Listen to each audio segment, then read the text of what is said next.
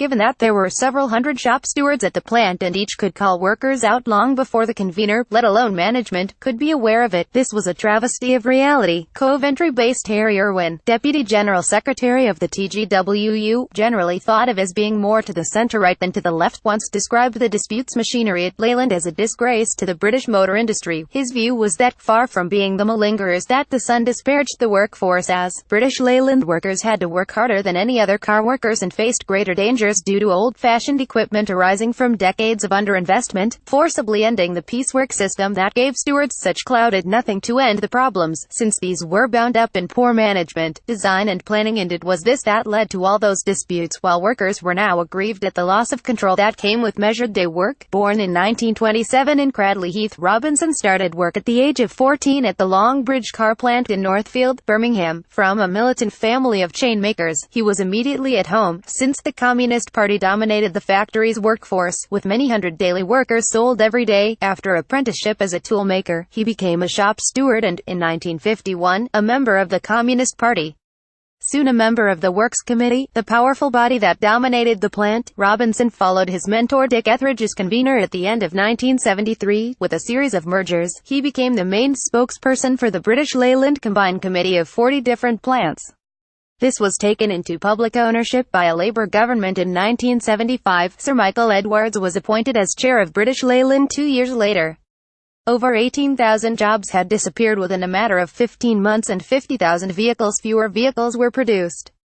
A so-called recovery plan envisaged another 25,000 job losses and 13 factories closing. A plan by the unions to fight for a mass-volume car manufacturing was truncated when Robinson was sacked by British Leyland in November 1979. His crime was to put his name to a combined committee pamphlet setting out an approach that drew on the experience of the Upper Clyde shipbuilders. Workers were to occupy and work in to prevent closures.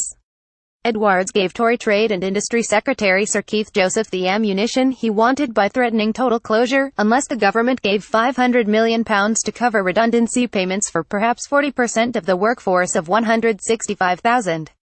It is known that the two frequently met, with MI5 playing a role. On November 19, 1979, British Leyland ordered Robinson to withdraw his name from the pamphlet calling for mass action. On refusing, he was promptly dismissed, and 3 other stewards, including Communist Jack Adams, later a Deputy General Secretary of the TG, were also given formal written warnings. Birmingham's East District Committee called upon the UEW Executive Committee to declare an official strike. The TG National Finance and General Purposes Committee declared a strike official, but Edwards had Carey avoided sacking a TG member, rightly guessing that that union would be decisive. Robinson's union, now led by Terry Duffy as president, was in the grip of a thoroughly hostile right-wing leadership, elements of which have continued to operate in the region to the present day. A successful national demonstration and rally was convened within only 2 working days. A delegate conference at the town hall of 4,000 was to bursting, but the AUEW, desperate to avoid supporting Robinson, set up a committee of inquiry. British Leyland would make weekly ex gratia payments equivalent to the convener's normal wages, but he wouldn't be allowed in the factory for months. In such an atmosphere of sellout, the workforce would never come out again. Over months, media hostility reached a scale never seen before. Hate stories about Red Robbo, a name known only to red top reporters, proliferated. A hysterical atmosphere was built up, with foremen giving leaflets to employees saying your choice is your job or Red Robbo. The result was a demoralizing defeat through the combined efforts of the company and ruthless right-wing union bureaucrats. Edwards had been sent, anonymously by post, a copy of the minutes of a meeting of some 16 communists, working out a plan of campaign to save Longbridge, sent to MI5 by a plant inside the Communist Party.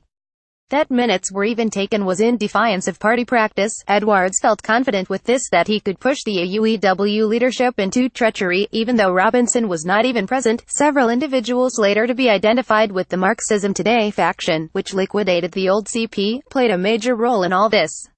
Arguably, Longbridge was the single most important center of manufacturing industry trade unionism, the Communist Party's most significant base. Robinson's sacking was the first major defeat for the movement after Margaret Thatcher's recent victory in the 1979 general election and set a tone for things to come. Massive cutbacks and closures during the 1980s brought the company almost to an end, but the media did not vilify the managers who achieved this destruction. British Leyland was then sold and resold and sold again until, sadly, Longbridge was finally finally closed in 2005 when the 6,000 workers left finally lost their jobs. Robinson was to the fore in supporting the campaign to keep the plant going.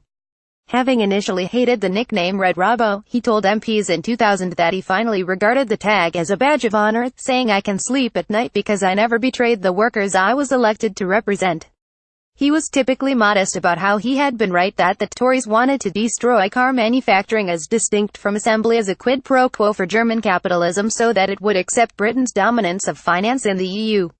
He was as correct as Arthur Scargill would later be about the coal industry. Consciously avoiding the media in the 1980s and 90s, Robinson worked as Midlands circulation rep for the Morning Star and then as a tutor in trade union studies. His first marriage produced a daughter, of whom he was immensely proud. He married for the second time to Phyllis Davis, herself a powerful figure among the women at the Longbridge plant. She was a tower of strength to Robinson during the period of his sacking and subsequently.